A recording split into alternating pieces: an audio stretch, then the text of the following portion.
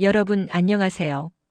오늘 제가 전해드릴 이야기는 혹시 마음에 자국을 남길 수도 있는 그런 이야기입니다.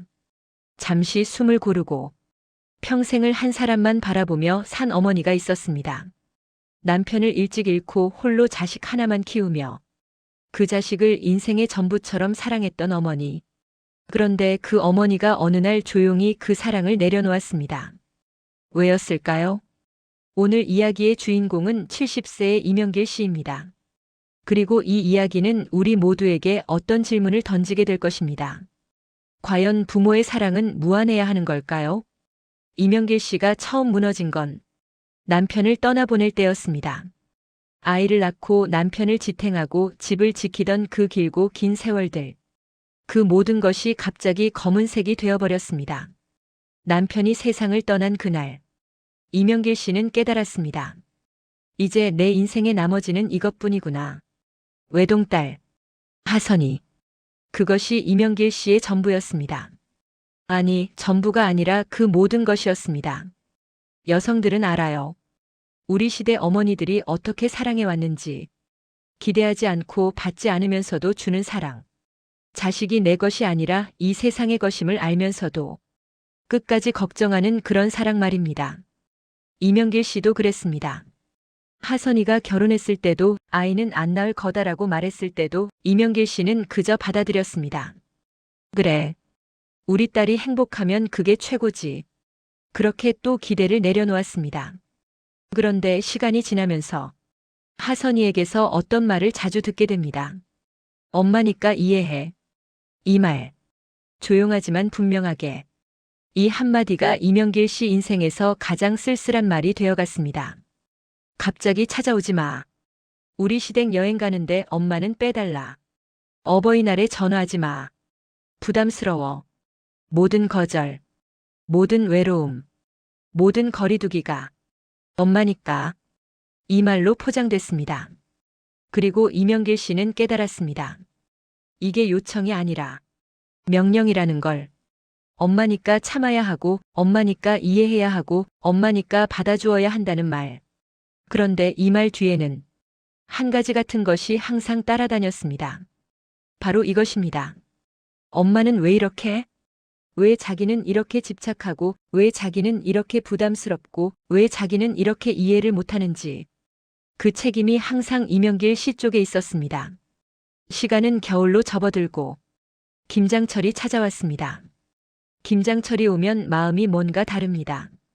내 손으로 만든 김치를 자식에게 나눠주는 그 기분. 그건 음식이 아니었습니다. 그건 사랑이었습니다. 그래서 이명길 씨는 마음 졸이며 딸에게 연락했습니다. 하선아, 엄마가 김장했어. 받을래? 그런데 하선이의 대답은 차가웠습니다. 엄마, 경비실에 맡겨줄래? 요즘 바빠. 경비실. 그것이 이명길 씨의 음식이 들어갈 자리였습니다. 자기 손으로 나눠주지 못하고 여보 이거 먹어봐라고 말해줄 수 없고 이거 맛 어때? 라고 물어볼 수 없는 그런 수준의 거리였습니다. 그런데 며칠 뒤 하선이에게서 연락이 왔습니다. 엄마 이번엔 괜찮아. 남편이 출장을 갔거든. 와도 돼. 이명길 씨의 마음이 살아났습니다. 우리 딸이 나를 기다리고 있다. 우리 딸이 내 음식을 원한다. 그 생각만으로도 가슴이 설렜습니다. 그래서 이명길 씨는 들뜬 마음으로 딸의 집에 갔습니다. 집에 들어서자마자 딸은 어머니에게 할 일들을 말하기 시작했습니다. 엄마, 이 부분 치울래? 이거 정리 좀 해줄래? 아, 남편 반찬도 몇 가지 만들어줄 수 있어? 이명길 씨는 그것도 기꺼이 했습니다. 왜냐하면 자기가 필요한 것이었거든요. 필요하다는 것. 그것만으로도 충분했습니다. 그런데 오후가 되면서 딸의 핸드폰에 문자가 왔습니다. 사위가 출장해서 갑자기 돌아온다는 내용이었습니다. 그 순간 하선이가 어머니에게 말합니다. 엄마도 불편하잖아. 그냥 가. 밤 8시. 식사도 나누지 못했습니다. 차도 마시지 못했습니다. 있던 모든 것이 사라졌습니다. 단 한마디로 그냥 가. 숨을 고르고 이명길 씨는 그렇게 나왔습니다. 혼자. 밥도 못 먹고 말도 못하고 무조건 그냥 가라는 말만 남겨진 채로요. 어버이날이 왔습니다. 어버이날은 신기한 날입니다. 세상의 모든 어머니들이 그날 하루만이라도 사랑받는다고 느끼는 날이니까요.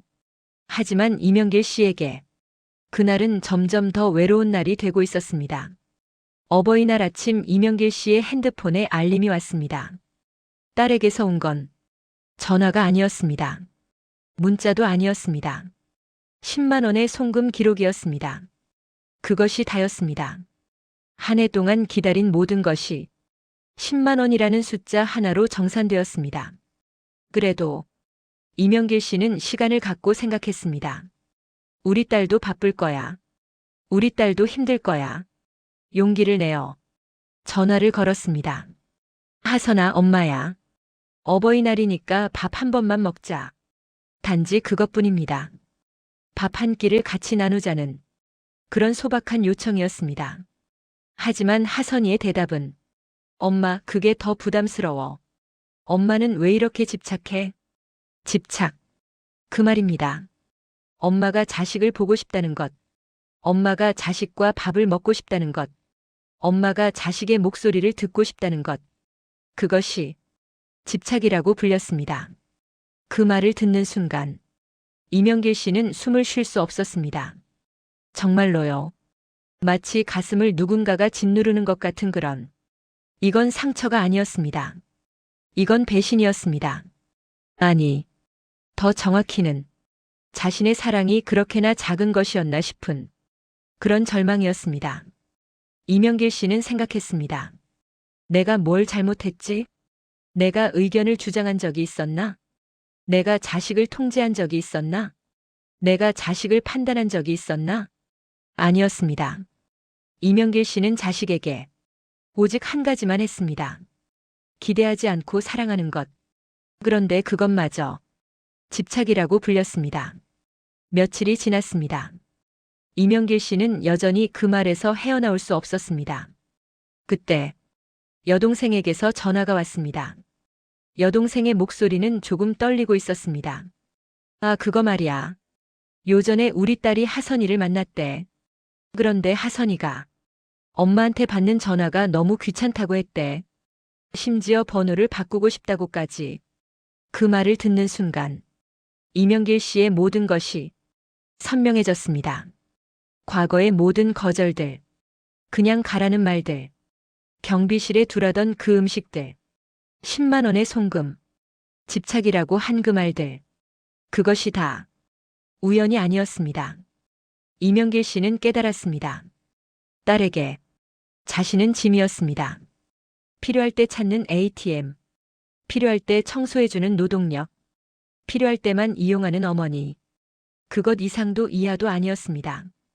더 정확히는 필요 없을 때는 부담이었습니다. 여러분, 우리가 가끔 놓치는 게 있습니다. 부모가 무한한 사랑을 해야 한다고 믿습니다.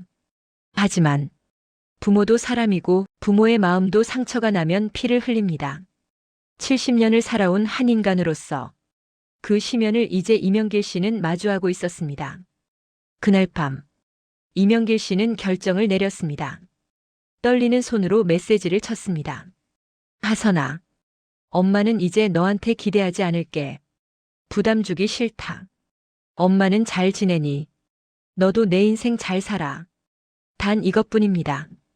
더도 아니고 덜도 아닌 이 짧은 메시지.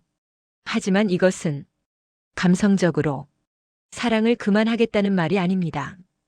이것은 나도 나 자신을 사랑하겠다. 그런 말입니다. 평생 자식을 위해 자신을 내려놨던 한 어머니가 비로소 자신을 들어올리는 순간이었습니다. 그 이후로 이명길 씨는 딸에게 연락하지 않았습니다. 첫 주는 괜찮았습니다. 둘째 주도 견딜만 했습니다. 하지만 셋째 주가 지나고 한 달이 되고 습관처럼 손가락이 딸의 번호로 가려고 했습니다. 하지만 이명길 씨는 그 손을 멈췄습니다. 그러면서 느꼈습니다. 외로움. 여전했습니다. 하지만 그보다 강한 것이 있었습니다. 평온함이었습니다. 기대하지 않으니 실망할 일이 없었습니다. 받지 않으니 빼앗길 것이 없었습니다. 내려놓으니 마음이 가벼웠습니다. 여러분, 오늘 이야기를 들으시면서 혹시 누군가 떠올랐나요? 우리 어머니? 우리 어머니의 어머니? 아니면 우리 자신? 이 이야기는 이명길 씨만의 이야기가 아닙니다. 대한민국의 많은 어머니들이 살아온 이야기입니다.